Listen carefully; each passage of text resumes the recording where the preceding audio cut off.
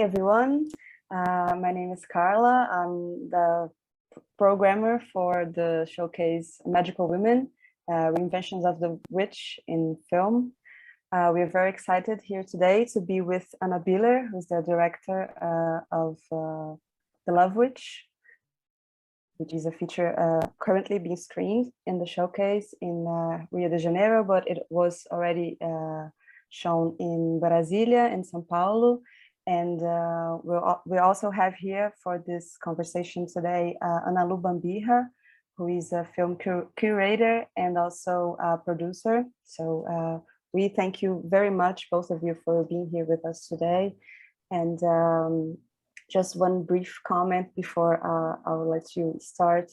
It was very interesting to screen the film in these two cities I just mentioned, and in each screening, it was always the film that attracted the most audience. It was always the most crowded room. So it's very, and I mean, this feature already has a couple of years on its background. So it's very interesting to see how it dialogues, how it reaches for audiences in different places, in different times, and in different countries. And not only women, but a very broad range of spectators. So thank you again very much, Anna, for being here with us today and for this generosity to talk about your film and a lot of other points and questions that might be raised today. So thank you, Analu and Anna. Please feel free to start. Thank you, Carla. Thank you so much for this invite. It's a pleasure to be here. It's a fantastic festival, it's a fantastic showcase. And thank you, Anna, for being here as well. I'm very honored to speak to you. And I've become a big fan of your film after I watched it. Thank you. Very happy to be here. Thank you. I thought about talking about your background in feminist studies. I've read that you are a big fan of Laura Mulvey's famous article about the female gaze. And how was it for you to start reading about feminism, and how was it at university? Well, I studied art and film in school, and as part of the art department classes at CalArts, we were reading a lot of feminist studies, women's studies in some of my classes. And so when I read Laura Mulvey's essay in particular, I actually looked at it as a kind of a challenge and I realized what was missing from the movies I didn't like and what was present in the movies that I loved. And I suddenly realized that my whole life that I really loved classic Hollywood women's pictures because they actually did they weren't from the male gaze. And later I did some research on old Hollywood and I realized a lot of the scripts were written by women. A lot of the screenplays were taken from books written by women. A lot of just a lot of writers were women, and a lot of their goal was to appeal to women and to get women to come to the movies with their families, because the women were the people that made the choices for the family. So in my lifetime, movies have only been for men, most movies, I guess until quite recently, and they were very alienating to me. So it made me understand. I think that the essay was very much extremely relevant in the 1970s when it was written, at a time when male cinema had completely eclipsed all of cinema, and when they were really only producing movies for men and boys. And the whole, female studio star system had collapsed. So I remain obsessed with old classic women's pictures. And I decided that if I were gonna become a filmmaker, that's what I wanted to do, is create films that were from a female gaze and not from a male gaze. And that's just kind of been my goal ever since. It just gave me a focus, like somewhere to start from. Because I can't, you read all these male writers and you watch all these male films and you think you can't be a filmmaker because your work isn't like that. And then you think, well, I have something inside, I have my own point of view as a woman. And there are just not enough movies made from that place. So this is where I want to come from. That's fantastic. I find it important in my own work as well to embrace, for me as well, if I want to work with film, I want to take it to another direction, to avoid the same path that all films are going with this male gaze and this and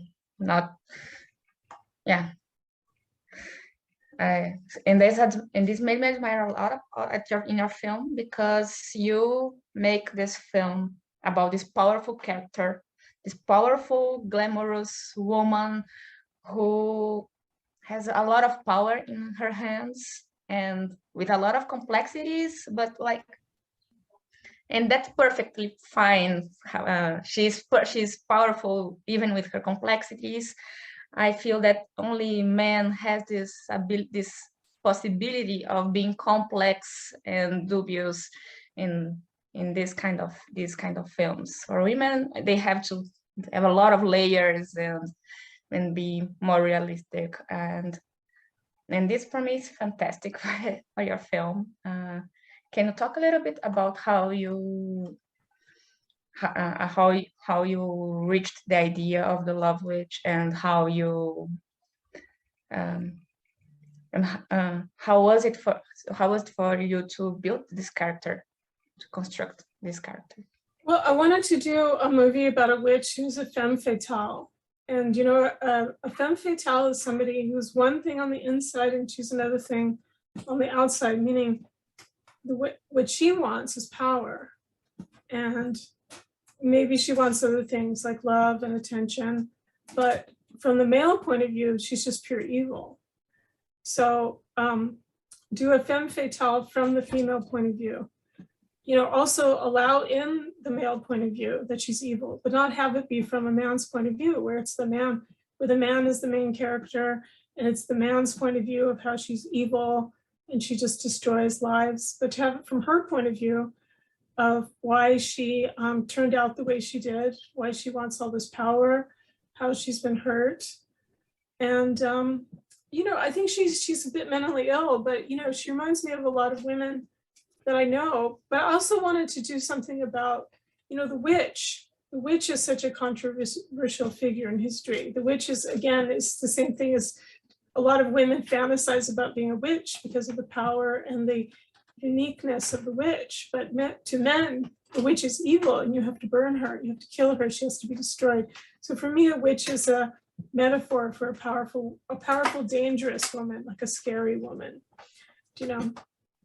But I also didn't want to make her just good, I want to make her, I'm sorry, my cat, hold on a second. He's making so much noise over there.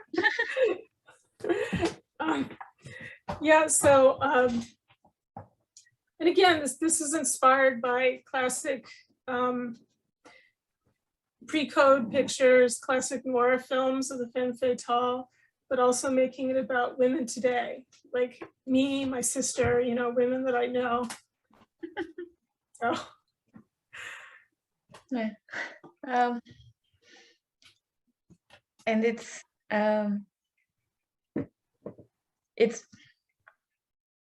very interesting how you make this very evident, the inside and the outside of how Elaine is seen in the film. We can, the audience can see both sides, and also you use what's the word? Those both sides to create a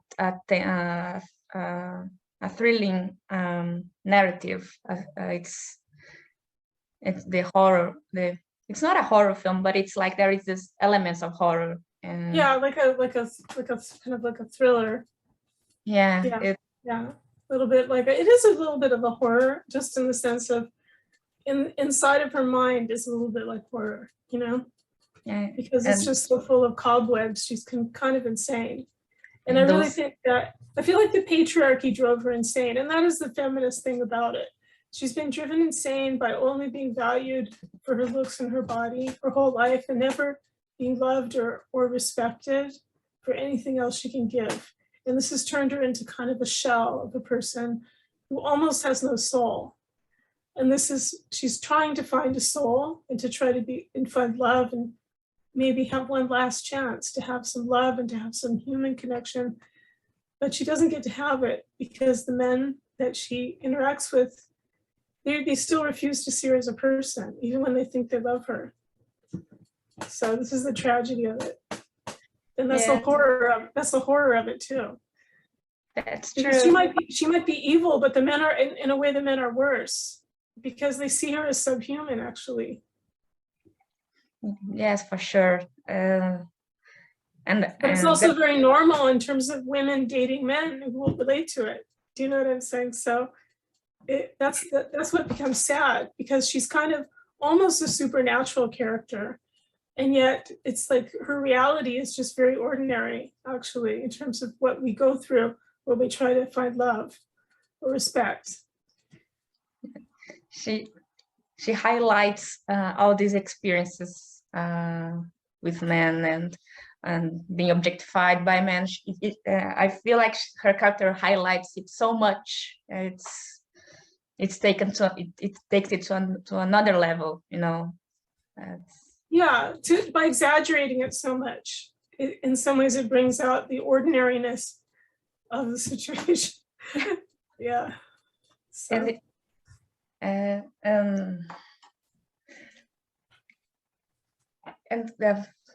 Sorry, I'm a little bit nervous. And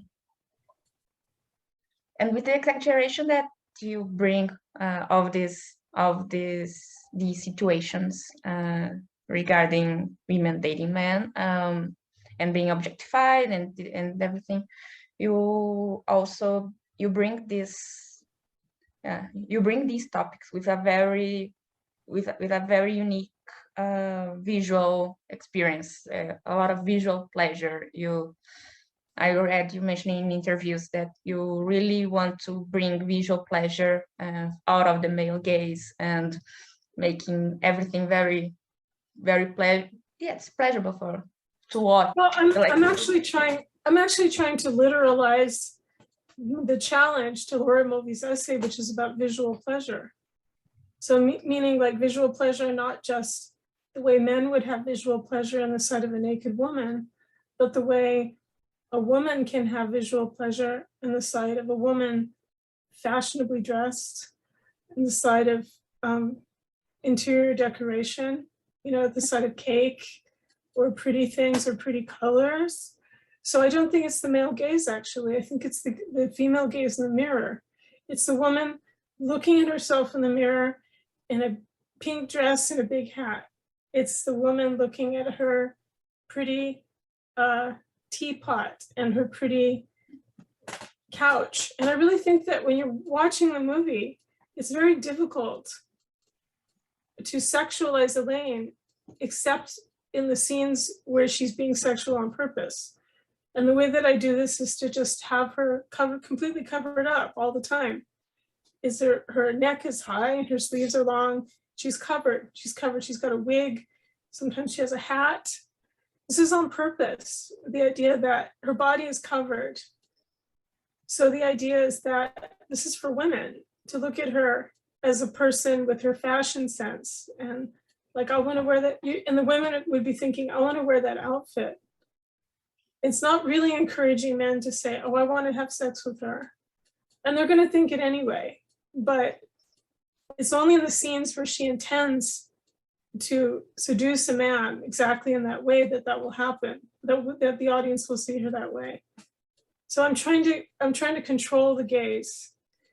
What's interesting is somebody tried to do a video cover for the Love Witch recently, And it was so interesting because it was a man, an artist trying to do a painting. And so the first painting he did was, I can't even remember, it was just, I think it was her nude with her hair over her breasts. It's something that is in the movie very briefly. And I don't have any publicity stills or anything on that shot. We didn't do any nudity in the publicity for the film on purpose. And I said, I don't like that. This is a film for women. I don't want it to be this nude shot. And then he had this other one with her in the background with a long dress, but then it's all about a man in the foreground with his face like crying and naked and crying. And it's just, well, this isn't a movie about a man and a man's feelings where she's in the background. And then he had another one with her in like a slip, like an ugly, modern looking slip, but also very bare. So he couldn't put her as the subject of the cover dressed the way she's dressed in the movie. He couldn't do it because it's like the way he sees her is first is nude, then his second is way in the background, and the third, if she's clothed, then she's still objectified and wearing something as bare as possible but without any style. It's amazing. It was amazing, like he couldn't get it right. And I think it's just because this is how men look at women. They look at them, they're not the main subjects, they're always sexualized. They don't see what the woman is wearing, they just want to see the skin underneath or the shape of the body. And to me, it's like a very limited gaze. So when you talk about the male gaze, I don't think I'm doing the male gaze because the male gaze is not interested in clothes and hats and teapots. You know what I'm saying? It just wants to see the naked woman, right? Yeah. Yeah. Yes, in your film, I see that in other films directed by men, the camera also has this relationship of fetishizing, like how they shoot a woman, you know, always very focusing on the bodies, on the body, on the shape, and how, and yeah, and in your film there is absolutely not that, and it's but also fantastic. what about horror films though, that also they have a lot of women covered with blood, covered naked and covered with blood and covered and looking ugly. They're not looking for glamour, you know, they're not looking to have the makeup artists make the woman look pretty, beautiful. They're trying to make her look like a possession because she's been like mauled, molested, hurt, injured. This is like hot for them. This is sexy to see a woman who's completely helpless. So like the helplessness becomes the male gaze, the helplessness of the woman crawling through the mud, crawling through the dirt, being chased, falling down, getting her face bloody, helpless, completely helpless. This is sexual for men, you know, because she's sexualized. She's not wearing lipstick. She doesn't look pretty. So you see, like the idea of a male gaze being a pretty, glamorous woman, that's from the 1950s. Today, women who are objectified in films are screaming, running, crying, crawling, vomiting. It comes from pornography, from the idea of like possessing a woman so that she has nothing left. She has no spirit. She's so destroyed in her soul that she has nothing, no humanity left. This is like the goal. See, it's because it's about ownership. It's not about a woman being pretty or beautiful. That's such an old-fashioned idea about the male gaze, you know? Yeah, it's like if the male gaze was about women being beautiful, then we would see beautiful women all over movies, but we don't anymore. We don't. This is something from the past. I mean, they're pretty. I mean, in movies directed by women or period films, you might see this, but it's not. Movies made by men, for the most part now, have women looking like that. Yeah. Anorexic and helpless. A male gaze wants a helpless woman because there brings out she will always be followed by this strong man who is going to take care of her, and if it's not like just killing her, there is also yeah, that too, but that's even, it's almost like, it's like they want to see women suffering. I think it's just, it's more, it's more sadistic than that. I think that's even old-fashioned, the idea of the man saving the woman. You know, like a lot of movies now, like have women, you know, they feel like you can slaughter 10 women, as long as one woman lives at the end, then it's a movie about strong women. You know, this is like, as long as you have a final girl, then it's a feminist movie. But really the movie is about slaughtering 10 women and then watching the 11th woman suffer, really suffer. It's about the spectacle of female suffering. So this is like the thing in The Love Witch. So I set out to make a horror movie, but I decided she's never going to be running or screaming or bloody or compromised or weak. I just decided not to. She's not going to do it. I just try to make a horror movie where she never is looking abject. Never. Yeah, no. She doesn't have a moment of being that. She doesn't. No, she doesn't. Yeah. Nobody. Yeah. Like the worst thing that happens is Griff kind of yells at her at the bar. He calls her a narcissist. So that's the only abuse we see, really. Or we hear in her head, we have voices in her head she remembers from the past, that her husband and her father were talking to her in a way that wasn't nice. But this is not, it's not the fetish of watching female suffering, you know? Yeah. Yes. So it's like if I'm doing the male gaze, I'm doing the male gaze from the 1950s and before. I'm not doing, you know, and that actually was, in a way, it was like a gay and female gaze, because that's who was creating all those images mainly. It's like, you know what I mean? It's like it was a glamour image, which was made largely for women to enjoy, you know. And it's very empowering for not only for watching it as audience, but also as a film professional, because you are able to bring that up and just put it on a screen, and it's empowering to watch. Like you see it's easy to justify fetishizing women suffering, or fetishizing other elements that they shouldn't be justified, and you just bring this other possibility. And I wonder that there might be people saying, like, she shouldn't need to be this glamorous, she shouldn't need to be this obsessed, but this shouldn't be this way or this way. A lot of criticizing, but you're there, you put everything.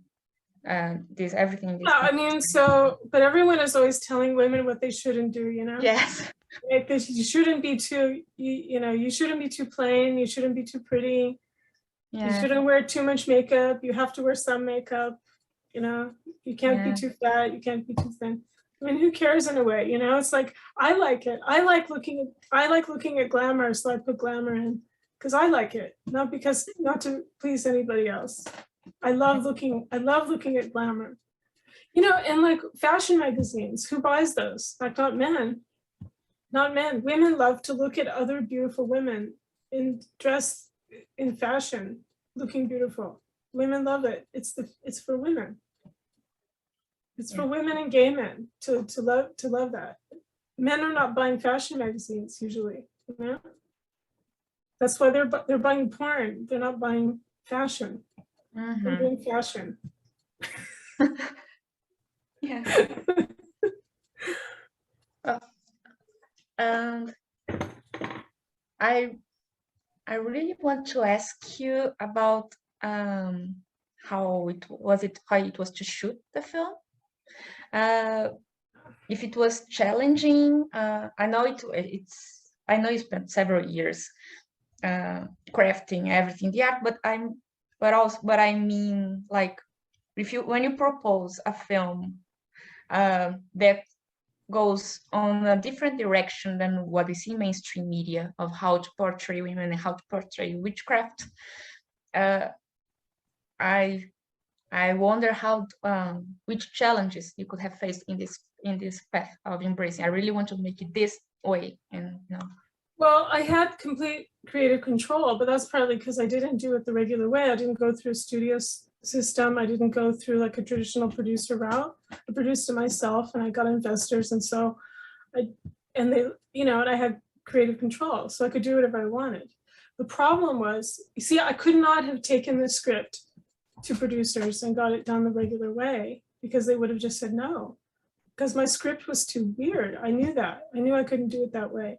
In fact, I'm writing much more conventional scripts now, and I still can't get them made. I mean, I'm still having a problem, even though I'm trying to really fit in now a little bit more, because my ideas are still too radical. I think they're still too feminist. I'm trying to tone it down, but it's hard. It's hard to make a feminist movie in Hollywood, even though people love to talk about feminism and how much they support feminism.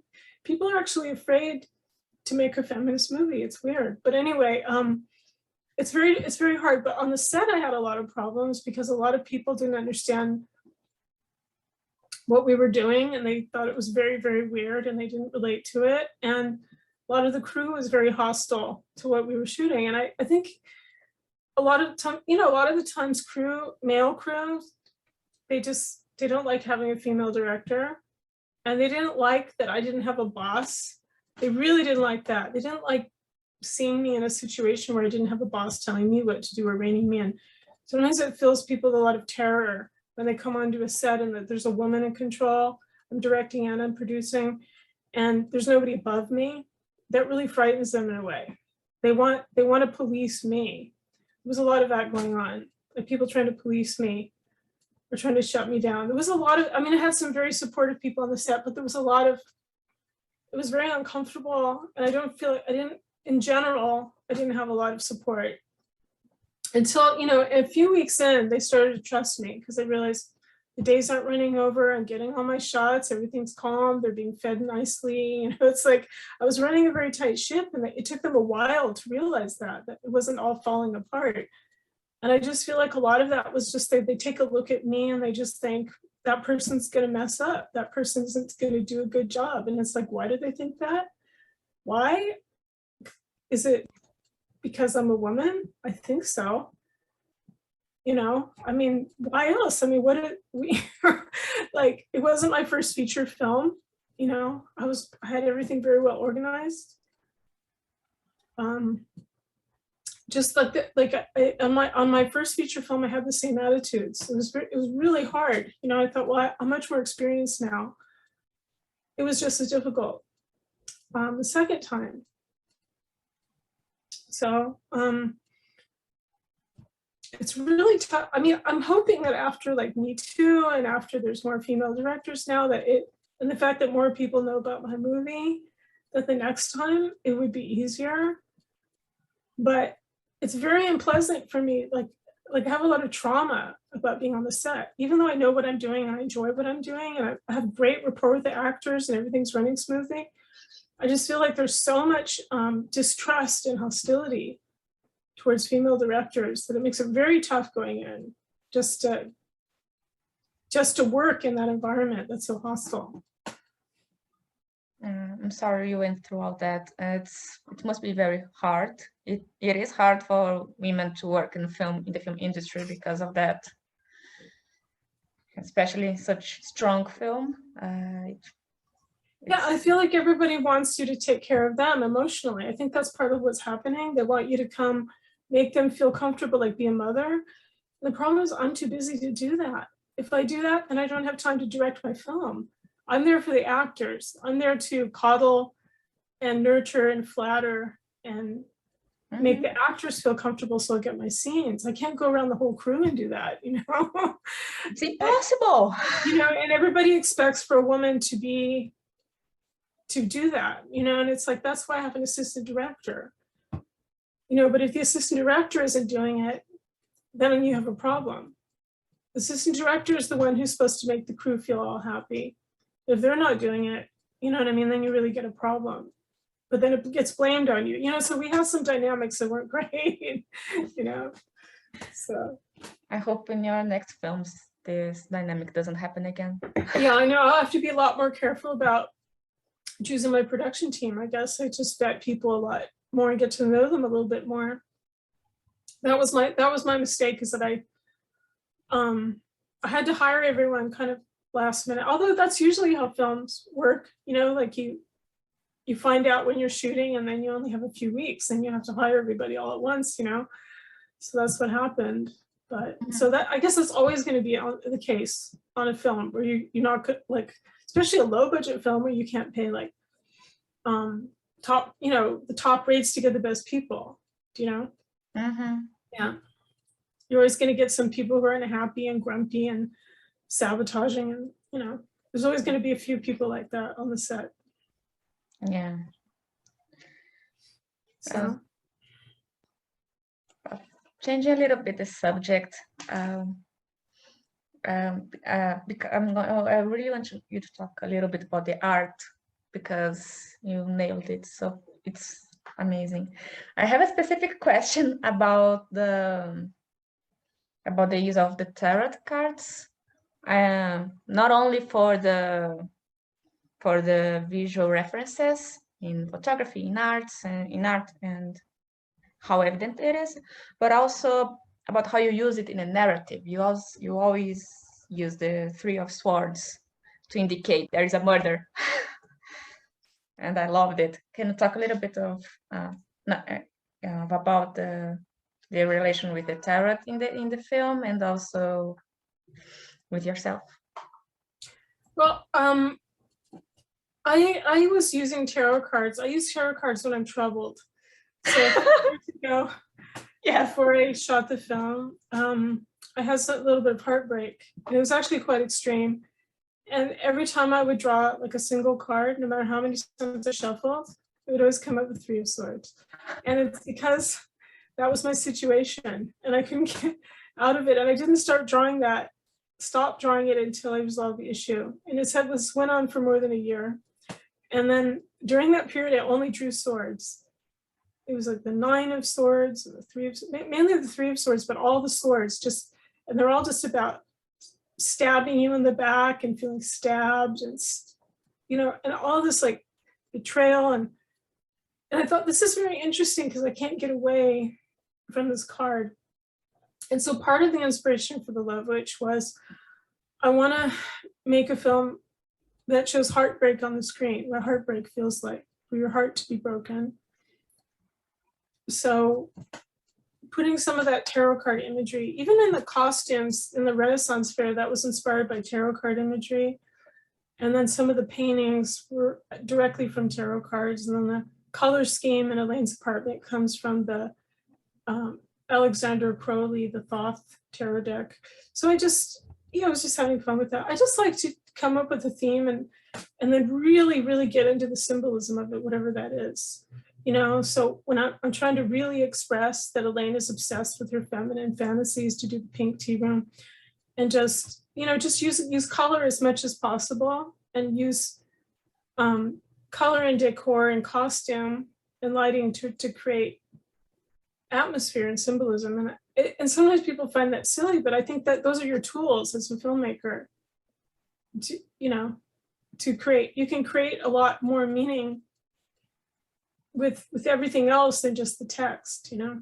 Yes, definitely. It's not it's what makes a film even richer when you go digging into these layers, and you realize it's so well thought, each reference, each piece.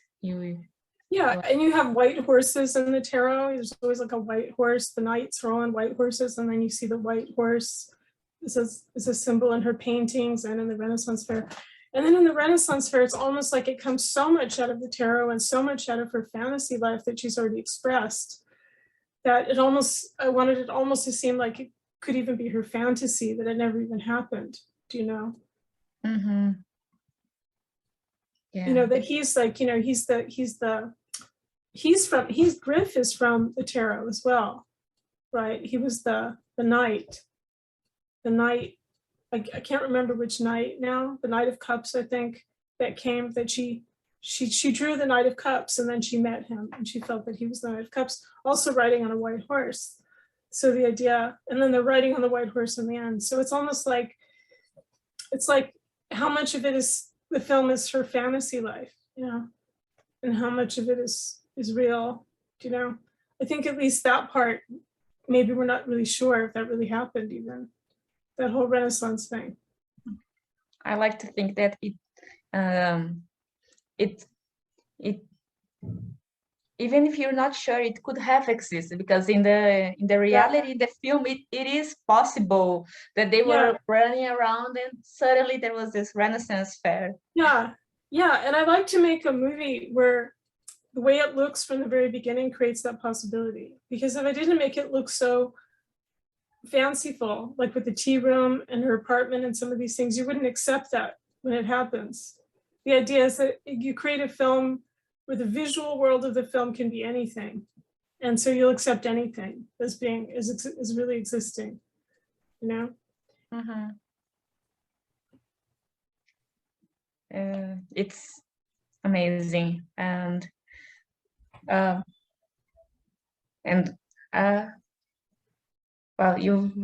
I just want to mention that how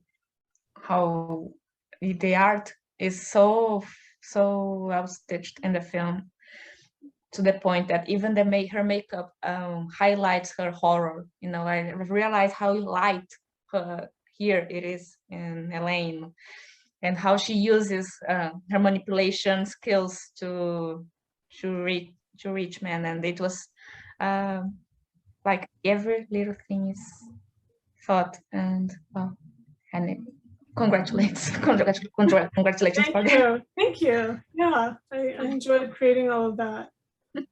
Yeah, I think like going forward, I don't know if I'll be able to do that anymore, because I had so much prep time, because I was just working without, like, if you have a normal like producer, they don't let you spend years in pre-production, you know. Yeah, you know, you can only have a limited time, and then a very limited set design budget, and then you have to pay your whole team, and then it adds up. So you can't, so unless you get a really big budget, then you can spend on all that. It's like it'd be very hard to do that again, you know. I don't think any producers would allow a director to stitch each costume themselves, even with a big budget. They wouldn't. I know, I would never want to do it again anyway. I hate sewing now. Like, I did too much sewing and now I hate it. I never want to sew anymore. I spent like 2 years sewing for that thing, literally. I mean, a year and a half, 2 years. It was insane. I felt so depressed, because I was like, I'm not even a filmmaker, I'm just a seamstress. And so much of that is just like washing and ironing this yards and yards and yards of fabric, and just having to do all the hems. It's so labor intensive. It's like sweatshop work. And it's just like terrible. I can imagine. I don't want to ever do that again, you know? It's like every little thing, it's too much.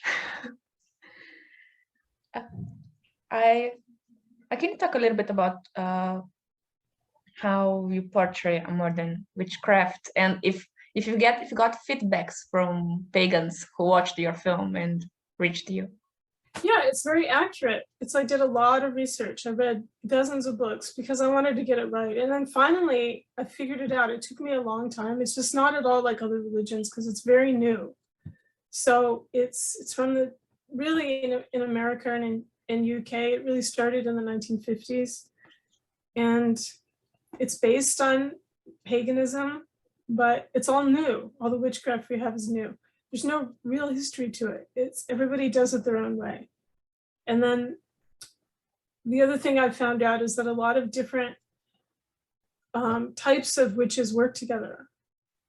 There's all kinds of different pagans in a coven sometimes. And so that's what I decided to do. So I thought, I'm going to do that. So I have the man, the wizard. He's like a Satanist and a Crowleyite and a Thelemite. and left-hand magic, and then the wife is Wiccan. So he's like the dark path and she's the light path, and they're married and they have a coven, which is why, you know, and I base the rituals on real rituals from real covens, you know.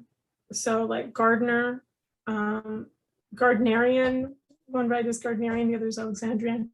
So the rite where it's like the great rite where she's kind of like raped by the warlock. That's, you know, that's a traditional rite of initiation in some covens, which they mostly don't do anymore. They mostly do it symbolically now. Like with the knife and the chalice, it's like it's symbolic sex.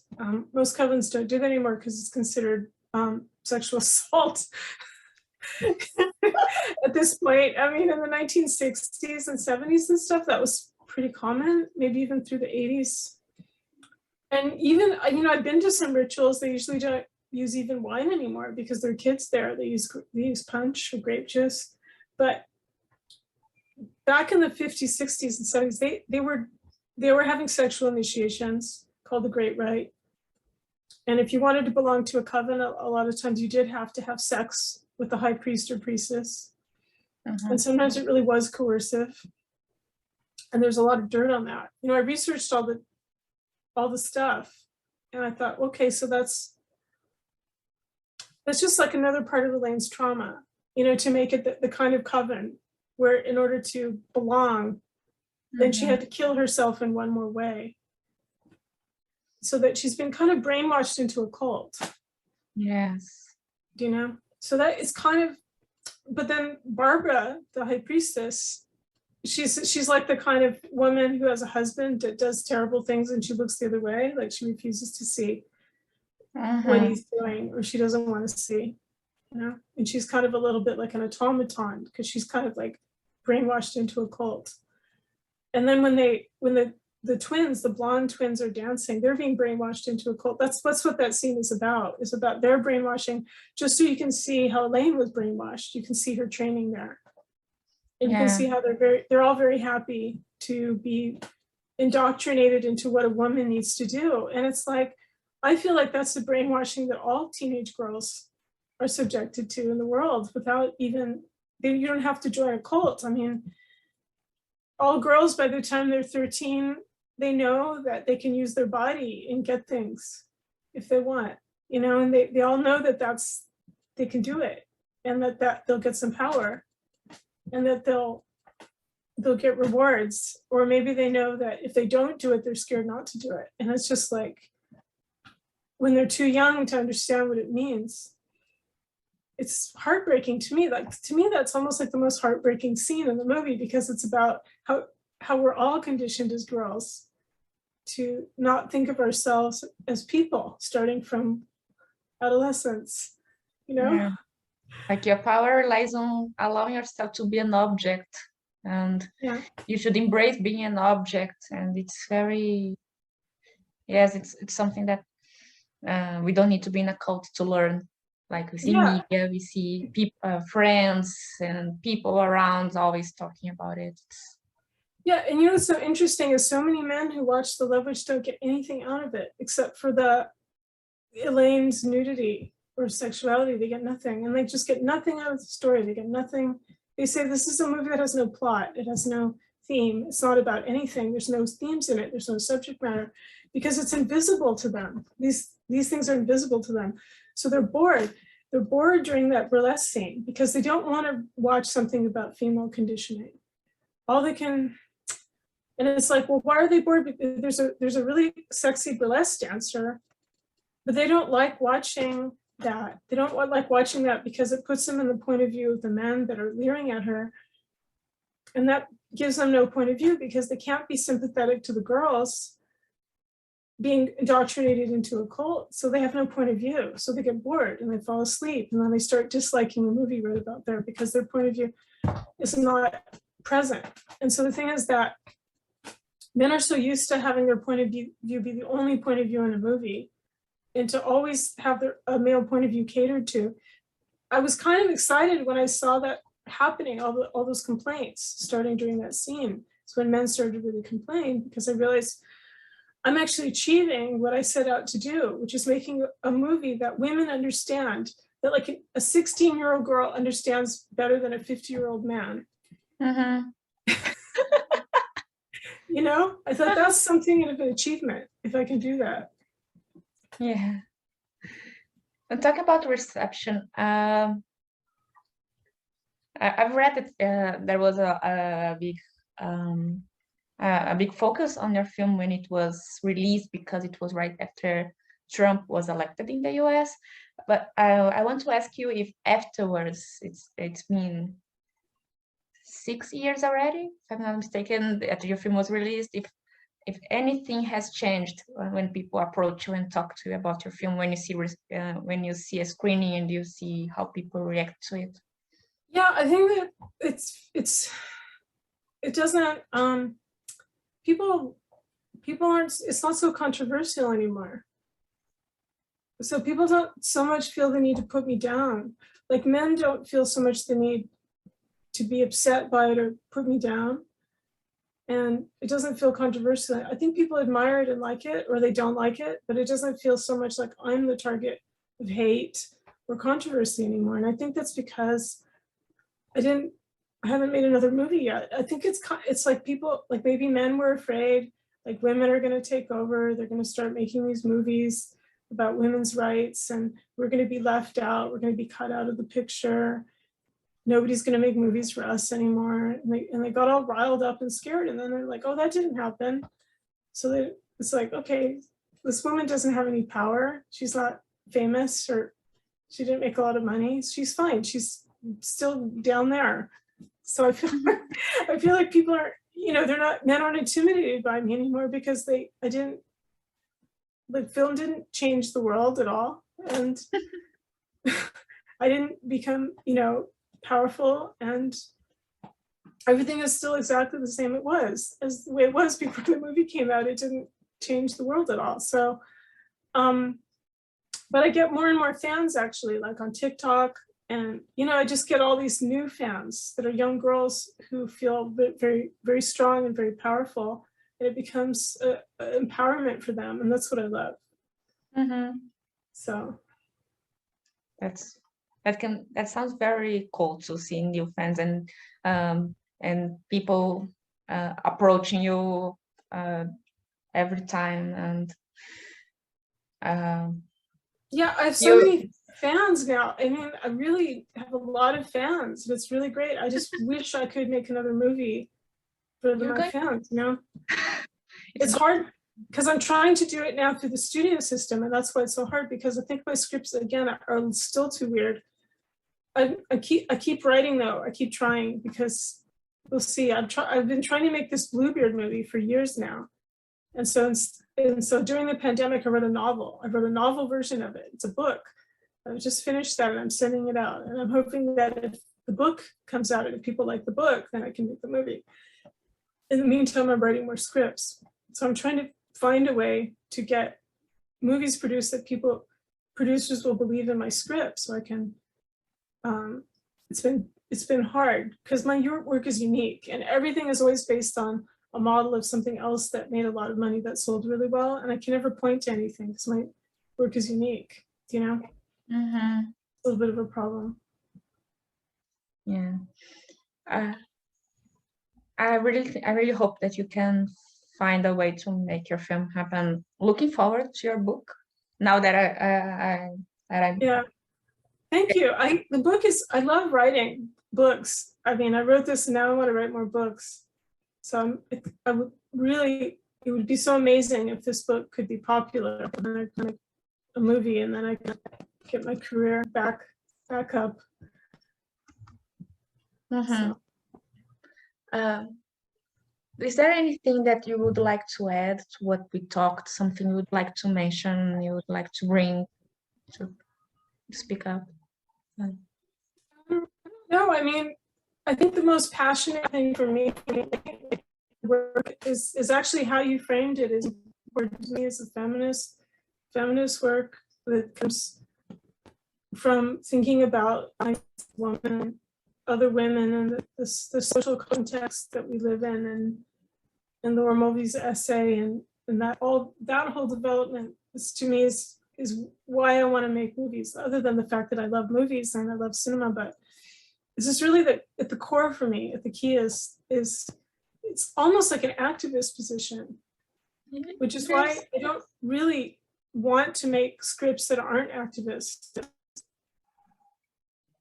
You know, like so when you position yourself in an industry, you don't even need to put it on the narrative, but when you position yourself in, like my scripts have this kind of character, this kind of aesthetics, and how I want to address those aesthetics, it's already an activism at some, not direct, but it is. So I guess my problem in meetings has been that in order to fit in, I feel like I have to hide who I am. And that's been difficult because I feel like I don't feel like I can talk about feminism in meetings anymore. Like that's not a good thing to talk about. And I also don't feel like I want to talk about my style being unique, because that you don't really want to talk about your uniqueness, actually, because you want to find common ground with other films that are being made and are making money. So when I feel silence, that I can't actually talk about what I do and who I am, it doesn't go well in meetings. If I actually talk about who I am and what I'm doing, it makes you think, okay, so I have to conform. I don't really know how to conform, because I'm trying to tell the best stories that I can in the best way that I can. Like, I'm not trying to be weird. I'm not trying to be different. I'm just trying to do something that comes from inside. So I just hope there's more, that some film company can come along that actually really wants to make feminist pictures, you know, and then I think I'd have a good chance. I might be optimistic, but I hope that it's not, I think it's not a one person movement. And there are many women film directors, film producers who are trying similar engagements to make feminist films happen and earn money and exist. There are, and I know some of them, and they're struggling as much as I am. And some of them are much more experienced than I have, and have made are quite famous and have made a lot of movies, and they're struggling too. They're really struggling to find the money and the support. So it's not, so the Me Too movement didn't really reach Hollywood the way that we think it did, you know. And I know there are female producers out there that want to make feminist movies, but it's not just up to them. It's up to the distributors and the financiers. There's a whole team of people that have to approve, and usually, like, the majority of them are going to be men, and they're usually going to have other projects that are, even if they like it, they're usually going to have other projects that are higher priority on their list. Do you know what I mean? So it's difficult. It is. Carla, you would like to ask a question? Yes, I can't control myself really, but it was great to hear both of you, and Anna particularly, because you brought so many points and so many questions that we have been thinking here in Brazil, and also specifically on this showcase. So thank you very much for the both of you for this debate here today. But I would like to make one last question, perhaps, which relates directly to this event, which intends to investigate how this image of the witch has been inscribed and built and dealt with throughout cinema history, and not only in mainstream or fiction or US films, but in different approaches and countries and times. And one particular film we are screening, which is a very important and popular one, we program it in the same day as The Love Witch, so to watch it on sequence was very interesting, which is Bel Book and Candle, made in the late 50s by Richard Quinn, starring what is it called? Bell, Book and Candle. Oh, Bell, Book and Candle. Yeah. Yeah, no, I love. Oh, yeah, that's one of my favorite. Yeah, movies. it stars Kim Novak as this great vamp and femme fatale. And so I would like to ask you if this film, or in particular, but other films have entered The Love Witch as perhaps references or influences or homage or criticisms. Anyway, this kind of this imaginary of the witch in image and in film in particular, how did it inform your creation, being both as inspirations, but also as a need to bring it as a criticism? I mean, so I married a witch with Veronica Lake. It was the TV show Bewitched was based on that. And Season of the Witch, early movie by George Romero. It's a feminist witch, very good movie. We're screening Season of the Witch in the showcase as well. I can't hear you now, but you can hear me. So, and then there was something called La Strega e Amore, an Italian film, which was really great. Can you hear me? La Strega in Amore. That was great. And that was about it. And a Hollywood picture, Leave Her to Heaven, was like a Technicolor noir. It was very inspirational. Jean Tierney loves too much. She becomes evil because she loves too much. She kills her father by loving him too much, and she almost kills her husband by loving him. She's kind of a witch. And the Danish film Gertrude, directed by Carl Dreyer, is about a woman, and none of the men in her life can really love her. She has all these suitors and a husband, and they don't have the spiritual maturity to love her. They can't. They want to, but they can't. They're too absorbed in themselves and their manly, their business, their ego, and everything. And that was inspirational. So, okay, thank you very much for your answer and for all the talk and all the answers and all the discussion today about The Love Witch and about film and everything. We don't really know if you're listening to me right now because we have internet issues, but I don't know if Analu wants to say something in order to finish. I just want to say thank you very much. This is a very stimulating conversation, and I've really enjoyed it. And it's always wonderful for me and inspiring to talk to women who care about these things. It makes me want to keep going, keep fighting, and keep making more movies. Please continue. Thank you so much for this lovely conversation. Your inspiration for us. And thank you so much, Carla, for bringing this conversation and bringing this showcase, which is very important and fantastic. Thank you both. Thank you very much. Okay. So thank you, Anna. Thank you, Analu, and thank you, everyone who's watching us right now. Thank you. Goodbye. Thanks. Bye-bye.